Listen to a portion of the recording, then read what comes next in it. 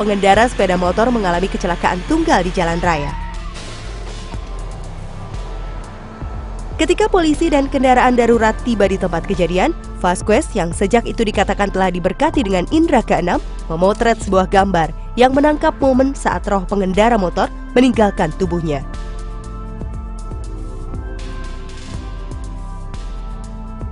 Petugas mengatakan pengendara dibawa ke rumah sakit setempat, di mana dia kemudian meninggal. Shalom, cuplikan film tadi menceritakan tentang terpisahnya tubuh dengan rohnya, alias meninggal. Dan setiap makhluk hidup di dunia ini, termasuk saya dan Anda, pasti akan sampai ke titik yang ditentukan, yaitu adalah kematian. Pertanyaannya, kemanakah kita atau roh orang mati itu?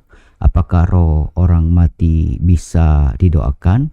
Dan kita pada saat ke kuburan, apakah kita bisa mendoakan orang yang sudah meninggal itu?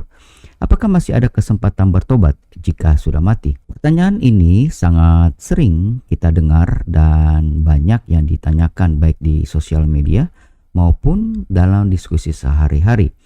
Kita akan cari tahu jawabannya sesaat lagi.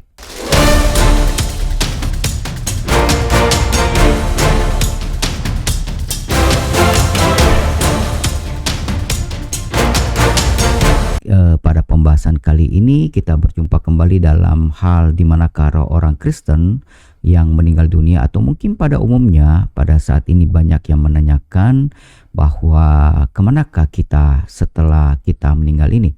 Isu ini termasuk salah satu persoalan yang sering diperdebatkan oleh orang pada umumnya, khususnya orang Kristen. Dan biasanya perdebatan ini sebenarnya ada satu hal yang diyakini bersama-sama. Mereka umumnya sama-sama setuju bahwa orang Kristen itu waktu meninggal itu meyakini kita akan bersama dengan Tuhan Yesus sebagai juru selamat, karena Yesus Kristus dan juru selamat dan Tuhan telah bersabda bahwa pada saat orang yang sudah percaya dengan aku, dia akan berada di surga bersama-sama dengan Allah Bapa, Allah Tritunggal. Yang dipersoalkan adalah jalan menuju ke sananya, karena ini ada berbagai macam persepsi. Paling tidak ada 3 usulan yang populer langsung ke surga. Yang pertama, di tempat penantian yang tadi kami sudah sampaikan. Ada juga yang mengatakan ke tempat api penyucian, harus dibakar dulu katanya ya. Untuk menjawab persoalan ini secara tuntas diperlukan uraian yang mendalam tentang arti surga. Apakah surga itu tempat Allah berada, atau di mana Allah berada secara khusus disitulah surga?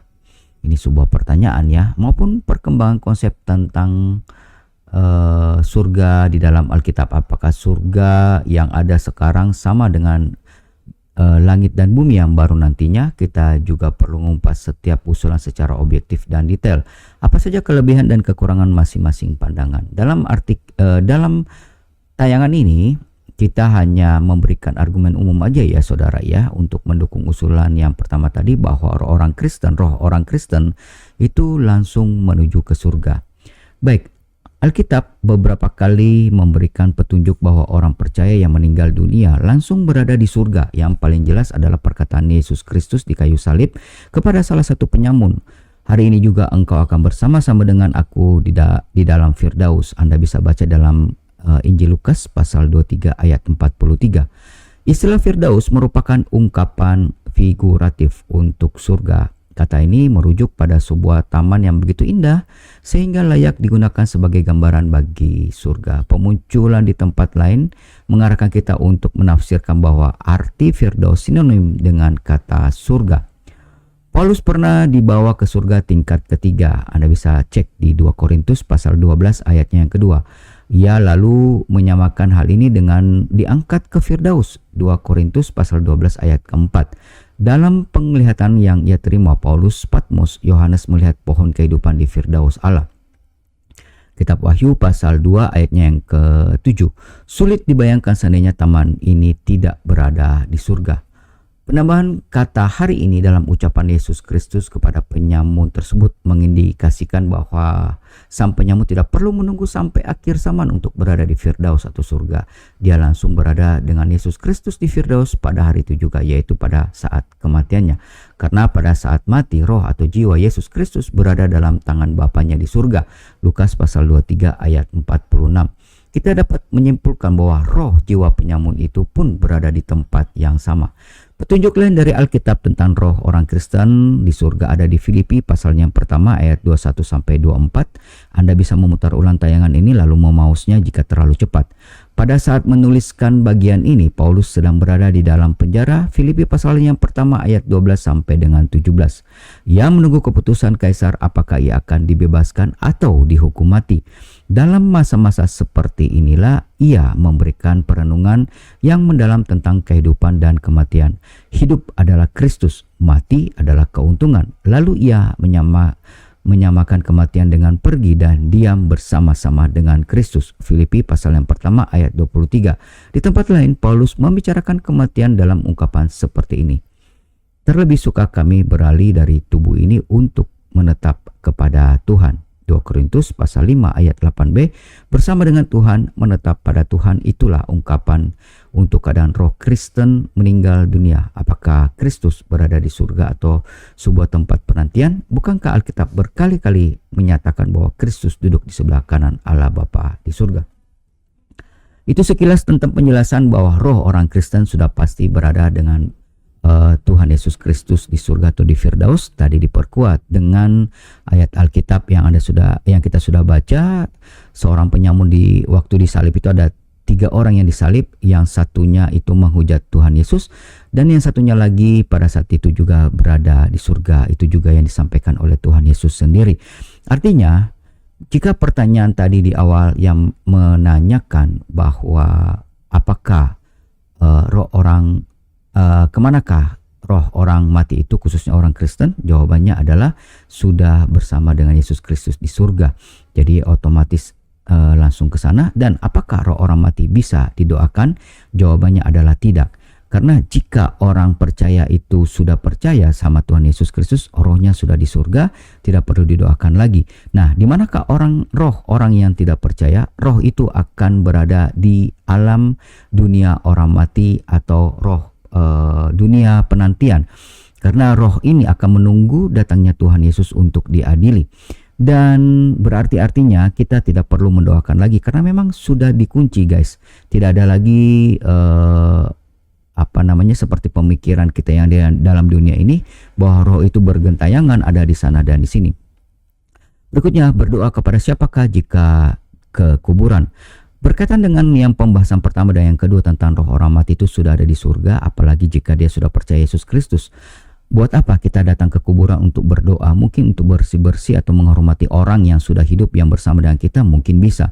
Namun jika Anda mendoakan orang yang di kuburan secara tidak langsung, itu sudah tidak perlu.